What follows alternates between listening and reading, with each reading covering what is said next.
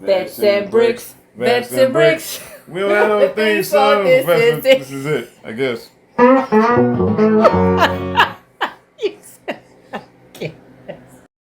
Let's get the bricking.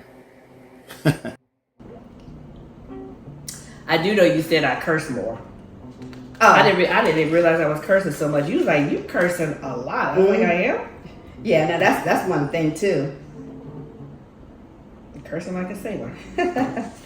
Yeah, every other word was a curse word. Yeah, I had to tone that down once I got hired as a civilian. Can't go cursing people out in the workplace. Yeah, and usually when you think about parents, when they say they see a change in their kid, you think about, their kid may come back, or their child may have came back more disciplined or more focused, but you have always been that way. I know Pop was disappointed that I didn't fold my clothes still. I remember when he came to basic graduation, and I showed him my Foot Locker and everything, and I showed him how my clothes was hung up, and of course the bed made with the hospital corners. And he's like, yeah. He said, when you get home, you're gonna iron and stuff. I was like, I doubt it. Nope, did not carry that over. As soon as I got out of basic, if it wasn't my uniform, I still did not iron. I don't like ironing. I don't like folding clothes. Yeah, I remember that. I remember when we went to boot camp, and I remember filming everything, and you and Pop was just talking. You were just talking, and Pop was talking, and he was talking about the spaces between your clothes. He's, look, Mom, give me a ruler. Let me see if it's 1 inch apart. And he was so excited. and I was too, as far as thinking that you was going to come back home and you was going to iron your clothes. You did not like to iron. Like you said, you did not like to fold your clothes. And I was like, oh yes, look at this Foot Locker. She's going to come back home and iron her clothes and fold her clothes. But did she? No. No. They go right in the drawer. Right in the drawer. Okay, so now I'm looking for this black piece. So now I guess I got to come over here. A black piece with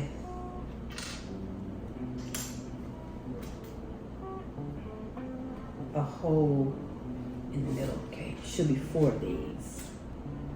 What does it mean to you to be building side by side with your daughter? Well, I'm enjoying this because this is a hobby of yours. And now I get a chance to experience, why are you so excited about this? Because I never bricked before, so now I get a chance to brick with my daughter to find out what the excitement is. Right. Okay, okay, so now this is what I'm learning. The men are different. Okay, even though so I have to find him a gun, because he has a gun in his hand. Okay, he has this blue thing, the helmet, and a gun. So now I have to find him a gun. Hey, I didn't get a gun. Right here. Because I'm into craft. I'm into hobbies, different type of hobbies. So this is something interesting to actually do. Because like I said before, I never bricked before. Not even as a child with the big Legos? No. Let's see. What lessons have you tried to pass down to me?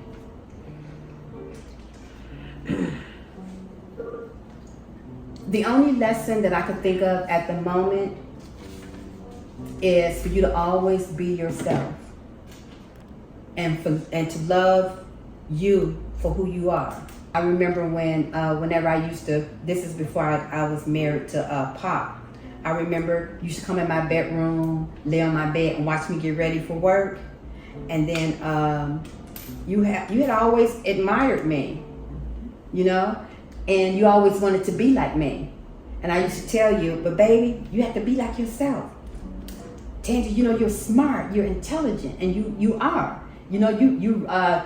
Instead of buying you a whole lot of toys, we brought you a whole lot of books. So you always read, And so that's one of the reasons why I tried to instill in you Love yourself. Look at yourself for who you are. Love you, because you are a unique individual.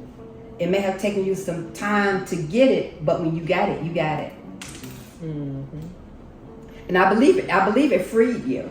It did. What she's referring to is my mother's a very loving, gentle, patient, kind woman. And I just was more of a direct, curt, rough around the edges type of person. Yeah. But you need all different types of people in the world. Yeah, now can you fit this gun in his hand?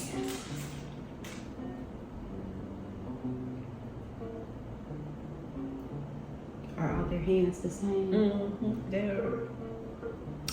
What do you hope I carry forward from both my military service and from being your daughter?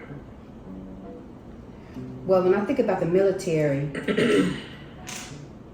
I think about discipline. I think about hardcore. I think about straightforwardness. Those are the things. Those are your characteristics anyway. Because you have always, like you said, you have always been direct. Yes, no, white, black. And I used to try to tell you, but there's a gray area, Tangy. You know, you have to look at it from this point of view. And I tried to give you different point of views on how to take things. But if it was right, it was right. And I was like, but there's circumstances behind why people do the things that they do. And you're always just so focused and I don't want to say straightforward. Even that's the way you were when you was young with your brothers, and that's the way you are with your boys. Mm.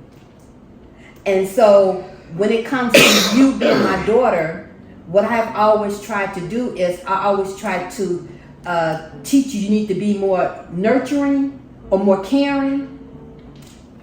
And I still try to do that because you know you raise your boys like you did when you was living with your brothers. And sometimes I have to tell you, with Tangy, they're kids. Sometimes I have to remind you, and you think that a perfect example is when I guess Isaiah must have been 4 and Elijah must have been like 2. Or Elijah must have probably was like 1. Yeah, Elijah was 1 and Isaiah was 4 because they were 3 years apart. 2 years. Yeah. And so, and I remember you calling me. You was like, Mama, something's wrong with my boys. I was like, what's wrong? What do you mean? Something is wrong because they don't know how to tie their shoes. I said, well, did you show them? They've been watching me for 2 years. I said, Tangy, they're kids. You have to teach them how to tie their shoes. So it's just certain things you just think kids should know. And I have to tell you, Tangy, no, you have to teach them. You have to train them. And you think a lot of people should learn, like, I'm not going to say a lot of people. A lot of times you think things should just come normal for people. Mm-hmm. Because it comes normal for you. Natural. You know? But that's not the way it is with most people. Especially with kids. And so sometimes when you're talking to me about your boys, I have to say, but Tangy, this. Well, no, I'm not going to, but Tangy, they're kids. Tangy, they're learning. Learn faster. See, that's what I'm talking about. I remember one time you and I was on the phone, and I think it was Elijah. You was in the kitchen, and then Elijah came in the kitchen, and he was about to ask you something. He looked at you. He's okay. You want me to use my brain? And he just walked back out.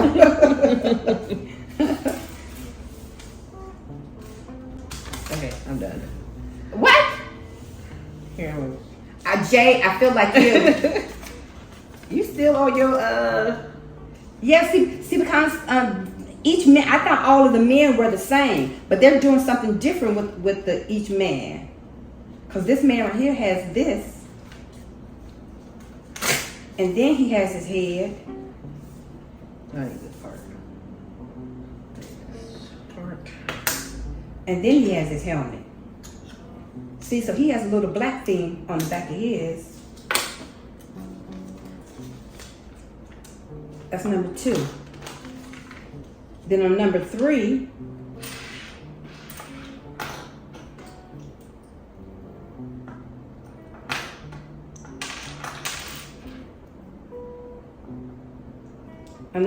now he has this little shield over his eyes. See, so he doesn't have this. He has this. Looking back, what makes you proudest to be my mom? The fact that we can do what we're doing right now. Vacation with each other, talk with each other or to each other. You still call me, every day, well, on weekdays, on your lunch break, sometimes on weekends. I enjoy the fact that we get along as mother and daughter.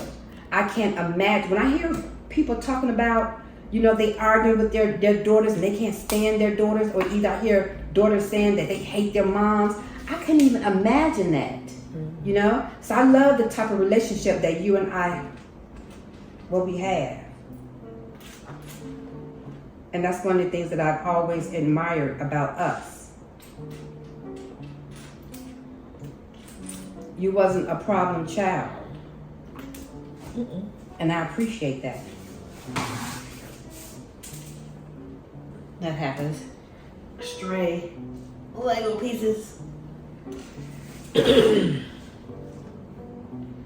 Okay, cool.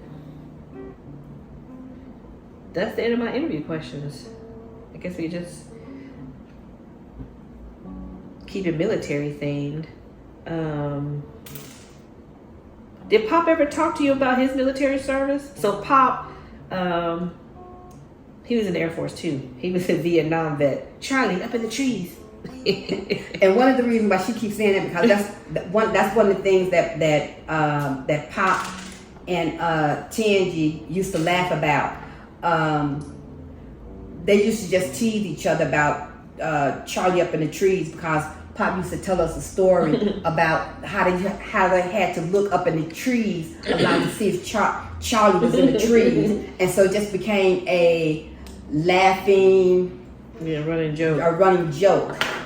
Well, that's a popular thing. That's on South Park too. Charlie up in the trees. And yeah, I remember. And see, Pop was an airplane mechanic in Vietnam.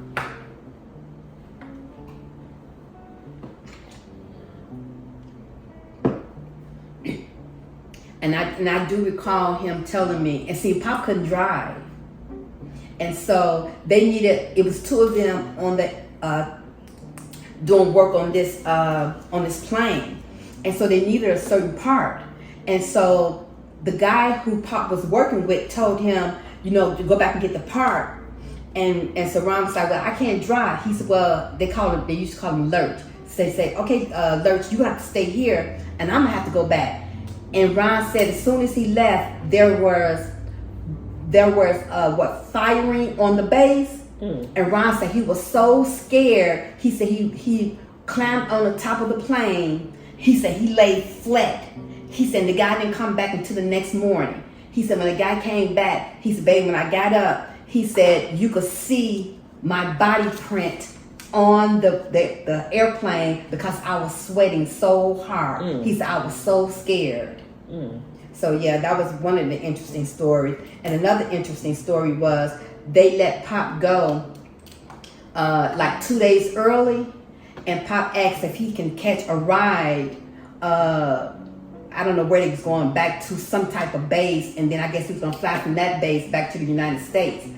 And he said, yeah, but we're catching heavy fire, so you be taking your chance. And Pop said he went ahead and got on the helicopter. He said, sure enough, they were firing bullets and everything. And Pop said I was really scared. He said, but we land, and he said I got on the plane. He said I came back home. He said, but babe, he said when I came back home, he said it wasn't nobody to greet us. They used to call us baby killers. he said, when I was in Vietnam, they don't realize what we was going through when we were young. He said, we were young. We were young men in the war. He said, we were going through a lot. And we saw a lot. He said, and people don't realize that. He said, they treated us bad when we got back.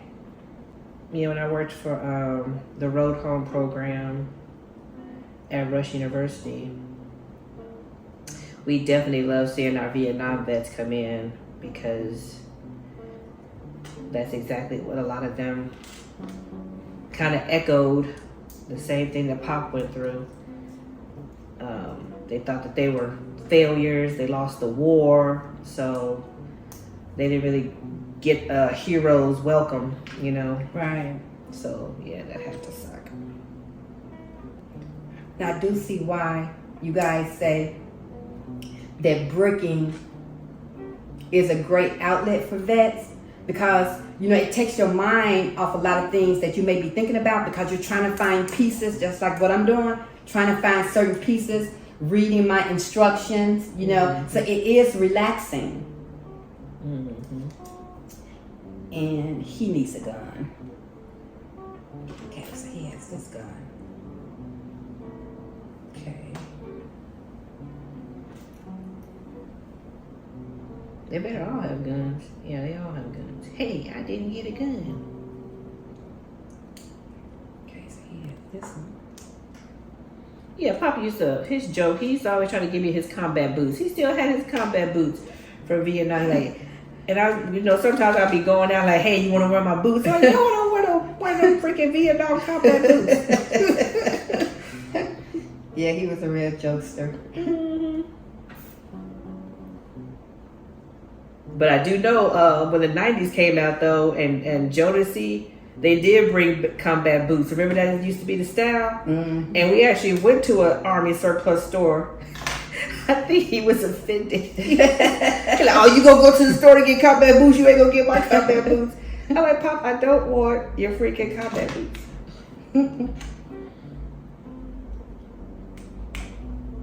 That is hilarious. They look like that.